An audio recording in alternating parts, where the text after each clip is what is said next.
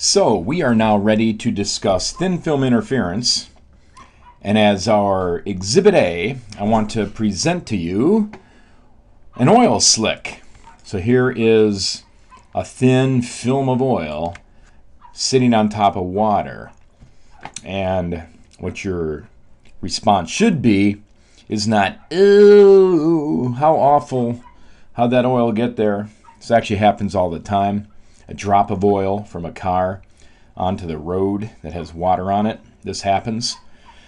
But what I want you to be more focused on is look at the pretty color distribution as we see the rainbow colors on this little slick. So how does that all come about? I'm so glad you asked. So to understand interference by thin films, we will use the example of water and oil. The oil is on top of the water.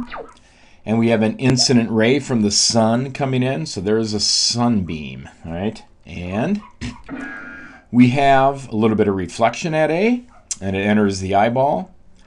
And then some transmits through, goes to the B interface between the oil and the water. And there is a partial reflection there. And the reflected ray gets to this surface and is refracted and goes into the eyeball at the same angle. All right, so part of the incident ray reflects to the eye. The rest transmits through the oil to the water. And that interferes then with the initial ray. This ray and this ray are interfering with each other in such a way that they're either constructive or destructive. Now, as we go from air to oil to water, we're progressing toward a higher index of refraction. So when you go from a lower to a higher index, when you enter different mediums like that, you might remember that the wave inverts. It's like going to a heavier medium, and it inverts. So when it's inverted, that means crest is now trough. All right, so that's pretty important here. So what we need to have happen is, well, so there's a reflection here. It is from the original, it's flipped around, you could say 180 degrees. But then the part that transmits through is not flipped, but it gets flipped here.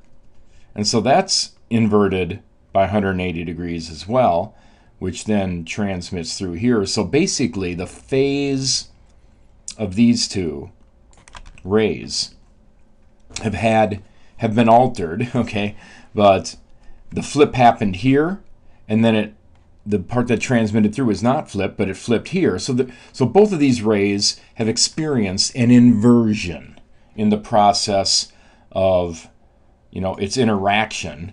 One interacting from the air to the oil, the other more interaction, but both rays have been flipped or inverted. Okay, so that's what I mean by one negating the other. They both had the same thing done to them.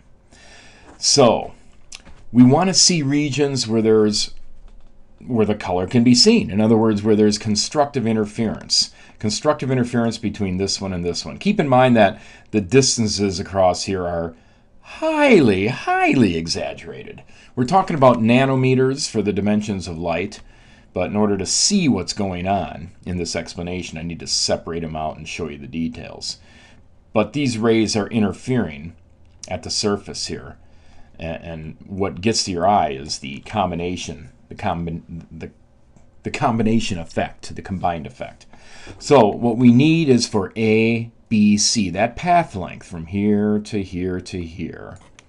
If that adds m lambda, more length to the first reflected ray, well, then we have a numerical multiple of wavelengths, and you have constructive interference. And so you'll see the light. You'll see the bright light corresponding to that wavelength, from as indicated here. In this case, the thing to realize is all the wavelengths of light, of the different colors, are in this beam. And there's a particular one that refracts, and bounces off down here in such a way that the wavelength, hopefully, or the path length is m lambda, different than the other one, the original. And whatever wavelength that is, okay, whatever color that is, that's the one that you'll see at this particular angle. Now, again, it's sunlight. Each color has a different wavelength. There'll be unique viewing angles for each color. So the sun may be up here, and at this particular point, we could see a particular color coming at this angle. But you have to look at a different place, and there's going to be a different path for other colors to be seen. So you'll need different angles, or just have the sun be in a different place. But that sounds kind of complicated, and like that would never happen. But actually, when you have oil and water, typically there's a gradient of thickness. I mean, if you deposit a drop of oil on water, you've got a glob, it floats, it's less dense, but then it slowly spreads out. But it's going to have greater thickness at the point where it landed, and then, slowly spread out. So the thickness of the oil is changing, like this diagram shows. Well, that makes the likelihood of seeing the spectrum of colors much, much greater.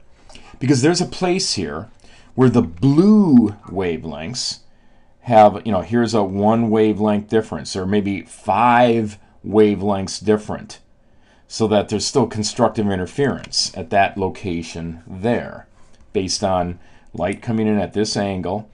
If you're looking over here, you'll see blue. Well, it's over here that the same thing happens for green. And it's over here that the same thing happens for red. So you see that because of this changing thickness, a numerical integer, quantity of wavelengths more on this path, you'll have constructive interference at different places. Doop, doop, doop. So, and that's a continuous process which spreads out the light, and you see the full spectrum of colors. Isn't that cool? It's a cool physics of, phenomena, even if typically oil slicks are not the most awesome thing to consider.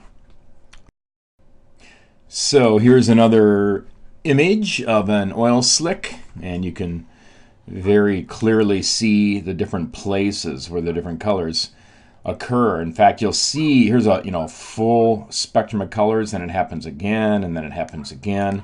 It's like different orders, so to speak. So there's different thicknesses, and as long as there's a whole number, multiple of wavelengths different, then you'll keep having the pattern repeating over and over. 1 wavelength difference, 2 wavelengths, 3, 4, 5, etc. So that's why you get multiple full spectrums of the color. Isn't that beautiful? And I thought I'd throw this in the mix because it's so beautiful looking, and I'm not sure how this was produced, but it's the principle. You see all kinds of complex color schemes here as a result of the phenomena of thin film interference.